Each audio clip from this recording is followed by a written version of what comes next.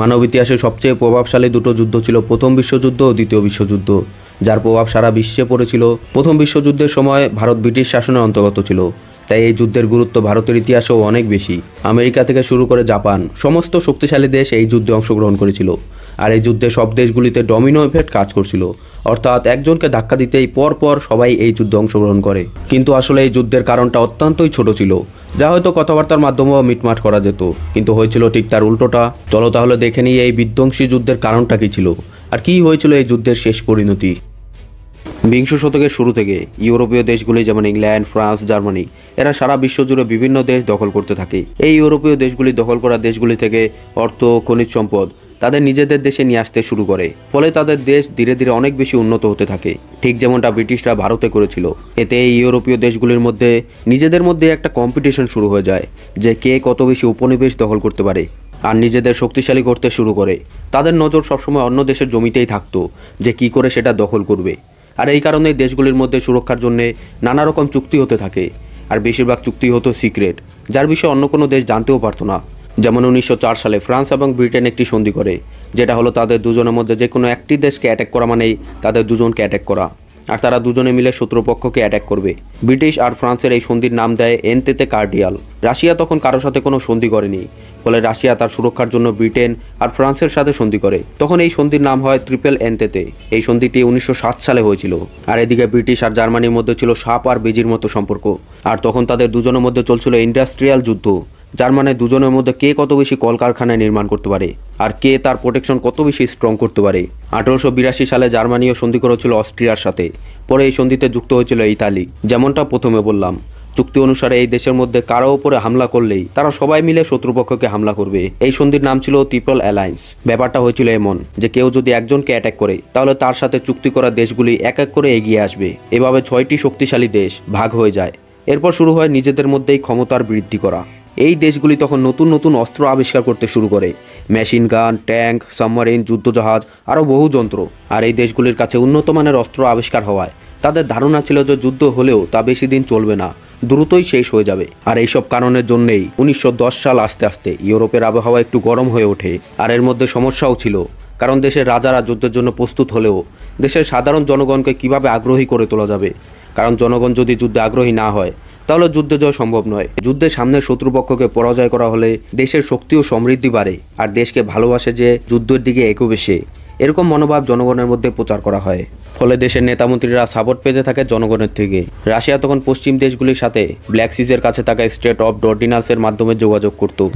এই ছোট্ট প্যাসেজটা রাশিয়ার জন্য অনেক গুরুত্বপূর্ণ ছিল, কারণ তা না হলে পশ্চিমের দেশগুলির সাথে ব্যবসা করতে তাকে প্রশান্ত মহাসাগর আর আটলান্টিক মহাসাগরকে পার করে আসতে হবে। এর জন্য রাশিয়া সার্বিয়াকে দখল করে রাখতে চায়, কারণ এই অঞ্চলে সার্বিয়ার পাওয়ার ছিল একটু বেশি। এভাবে 1914 সাল এসে পড়ে। অস্ট্রিয়ার আন্ডারে থাকা বসনিয়া একটি ছোট আলাদা দেশের জন্য অনেকদিন ধরে দাবি করছিল, আর সার্বিয়ার সাথে তার খুব ভালো সম্পর্ক ছিল। 28 জুন 1914 সালে অস্ট্রিয়ার যুবরাজ ফার্ডিনান্দ, যিনি পরবর্তী রাজার দাবিদার ছিলেন, তিনি তার ওয়াইফকে নিয়ে বসনিয়াতে ঘুরতে আসেন। সেখানে গার্বিলো প্রিন্সেপ নামে এক ব্যক্তি ফার্ডিনান্দকে গুলি করে হত্যা করে, আর এই হত্যাকারী বসনিয়ার মুক্তিযুদ্ধের সাথে যুক্ত ছিল। যুবরাজের হত্যা হওয়ায় অস্ট্রিয়া খুব রেগে যায়, আর এই হত্যার জন্য সার্বিয়াকে দায়ী করে, কারণ সার্বিয়াই বসনিয়াকে সাহায্য করেছিল তাদের স্বাধীনতা দেওয়ার জন্য।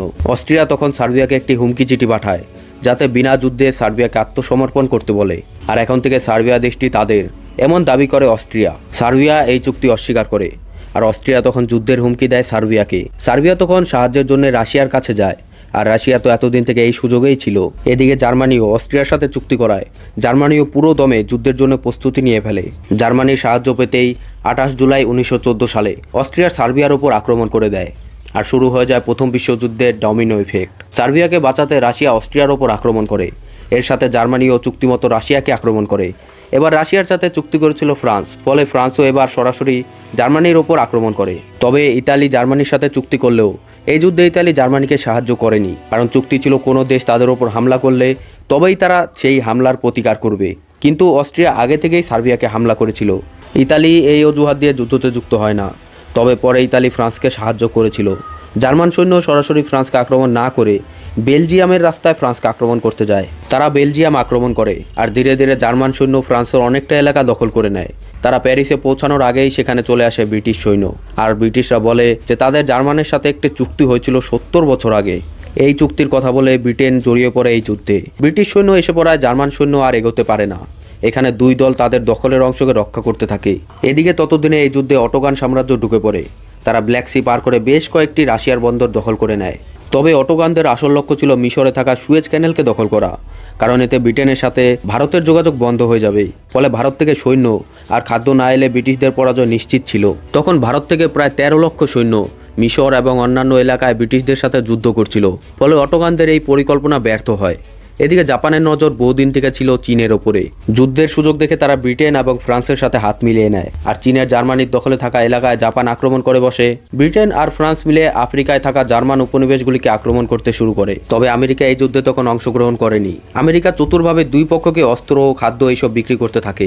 এরপরে আমেরিকা প্রচুর টাকা কামিয়ে নেয়। প্রথম বিশ্বযুদ্ধের ফলে আমেরিকার অর্থনীতি বেশ শক্তিশালী হয়ে পড়ে। এদিকে যুদ্ধের শুরুতে জার্মানি খুব সফল হয়। জার্মান আর্মি পূর্ব দিকে রাশিয়ার ওপর ভয়ানক আক্রমণ করে, যাতে রাশিয়ার প্রায় 3 লক্ষ সৈন্য মারা যায়। আর এদিকে ফ্রান্সের অনেকটা এলাকাও দখলে চলে আসে। কিন্তু ধীরে ধীরে ব্রিটেন, ফ্রান্স আর ইতালি মিলে তাদের শক্তি বাড়ায়। এরপর যুদ্ধ তো হচ্ছিল, কিন্তু কোনো লাভ হচ্ছিল না, কারণ সবাই ড্রেন তৈরি করে বসে পড়ে। সৈন্যরা ড্রেন থেকে বাইরে এলেই তাদের মেশিন গান দিয়ে গুলি করত। ফলে অল্প জমি দখল করতেও বেশি ক্ষতি হয়ে যাচ্ছিল। এই যুদ্ধে ব্রিটেন প্রথম ট্যাঙ্কের ব্যবহার করে। ট্যাঙ্কের সুবিধে ছিল কাঁটাতার পার করে এগিয়ে যেতে পারত, আর ভেতরে থাকা সৈন্য শত্রুদের গুলি থেকেও বেঁচে যেত। আবার জার্মানি জলপথে তার প্রথম সাবমারিনের ব্যবহার করে। শুরুতে তারা সাবমারিন দিয়ে ব্রিটেনের জাহাজগুলিকে আক্রমণ করত, কিন্তু তারা সাধারণ নাগরিকের জাহাজেও আক্রমণ করতে শুরু করে। এভাবে তারা 1917 সালে লুসিটিনা নামে একটি যাত্রী জাহাজে আক্রমণ করে, যার মধ্যে 1200 জন সাধারণ নাগরিক ছিল, যাদের যুদ্ধের সাথে কোনো প্রকার সম্পর্ক ছিল না। আর এই নাগরিকরা ছিল আমেরিকার। বাস এবার আমেরিকার তৎকালীন প্রেসিডেন্ট উড্রো উইলসন যুদ্ধে যোগ দেওয়ার জন্য পার্লামেন্টে বিশেষ ভোটিং করে। আর জার্মানিও এদিকে বুঝে গিয়েছিল আমেরিকা আজ বা কাল যুদ্ধে ঠিক অংশগ্রহণ করবে, আর তারা ব্রিটেনের পক্ষেই যুদ্ধ করবে। জার্মান তখন গোপনে একটি চিঠি পাঠায় আমেরিকার প্রতিবেশী দেশ মেক্সিকোকে, যেখানে তারা মেক্সিকোকে বলে যে আমেরিকা হামলা করতে। আর এই গোপন চিঠিটা ফাঁস হয়ে যায় আমেরিকার কাছে। এখন কি আর বাকি থাকে যুদ্ধে যাওয়ার জন্য? প্রতিদিন 10,000 সৈন্য পাঠাতে থাকে আমেরিকা ফ্রান্স এবং জার্মানির যুদ্ধে যাওয়ার জন্য। তবে এই যুদ্ধ চলাকালীন রাশিয়ায় বিপ্লব শুরু হয়। সেখানে থাকা রাশিয়ান রাজা জারকে সরিয়ে ক্ষমতা দখল করেন লেনিন ক্ষমতায় এসে জার্মানির সাথে যুদ্ধ বন্ধ করতে চুক্তি করেন। ফলে জার্মানি এখন একমাত্র পশ্চিম দিকেই যুদ্ধ করছিল। তবে ক্রমাগত এতগুলি দেশের সাথে যুদ্ধ করতে করতে জার্মানির অবস্থা খারাপ হয়ে পড়ে। তারপর রোজ আমেরিকা থেকে সৈন্য আসায় জার্মানি পিছোতে থাকে। ফলে 4 বছর যুদ্ধ হবার পর 1918 সালে 11 নভেম্বর সকাল 11টায় জার্মানি আত্মসমর্পণ করে নেয়। এই 4 বছর চলা যুদ্ধে প্রথমবার কেমিক্যাল হাতিয়ারের ব্যবহার করা হয়েছিল। এছাড়াও প্রাণ হারিয়েছিল প্রায় 2 কোটি মানুষ, আর প্রায় 4 কোটি মানুষ গভীর আহত হয়েছিল। এই যুদ্ধে ভয়াবহতা বহু মানুষকে মানসিক রোগীতে পরিণত করেছে। ভারতের 13 লক্ষ সৈন্যের মধ্যে 50,000 সৈন্য এই যুদ্ধে তার প্রাণ হারায়। ইউরোপের এই যুদ্ধের ফলে পুরুষের সংখ্যা কমে যায়। মহিলারা ফ্যাক্টরিতে কাজ করতে শুরু করে। যুদ্ধ শেষে 7 মাস পরে 28 জুন 1919 সালে ভার্সাল ট্রিটি স্বাক্ষরিত হয়, যেখানে যুদ্ধের সমস্ত দায় জার্মানিকে দেওয়া হয়। যদিও সব দেশই এই যুদ্ধে সমান ভাগিদার ছিল, জার্মানিকে এই যুদ্ধের জন্য মোটা টাকা ক্ষতিপূরণ দিতে বলা হয়। এই টাকার পরিমাণ এতটাই বেশি ছিল যে তার শেষ কিস্তি 2010 সালে জার্মানি মেটায়। জার্মানির সব উপনিবেশ ব্রিটেন এবং ফ্রান্স নিজেদের মধ্যে ভাগ করে নেয়। এক কথায় এই চুক্তি জার্মানিকে পঙ্গু করে দিয়েছিল। আর এই চুক্তির জন্য জার্মানি আরেকটি বিশ্বযুদ্ধের জন্য প্রস্তুত হয়েছিল। যুদ্ধের শেষে অনেক নতুন দেশের সৃষ্টি হয়, যেমন অটোগান সাম্রাজ্য ভেঙে তুর্কি দেশ গঠন করে। বন্ধুরা, প্রথম বিশ্বযুদ্ধকে মনে করা হয় সব যুদ্ধের অবসান করা যুদ্ধ, কিন্তু এই যুদ্ধ দ্বিতীয় বিশ্বযুদ্ধের বীজ বুনেছিল। বন্ধুরা, ভিডিওটা যদি ভালো লাগে ভিডিওটাকে একটা লাইক করো আর শেয়ার করো। আর এমনই আরও ভিডিও দেখতে নিচে থাকা সাবস্ক্রাইব বাটনটি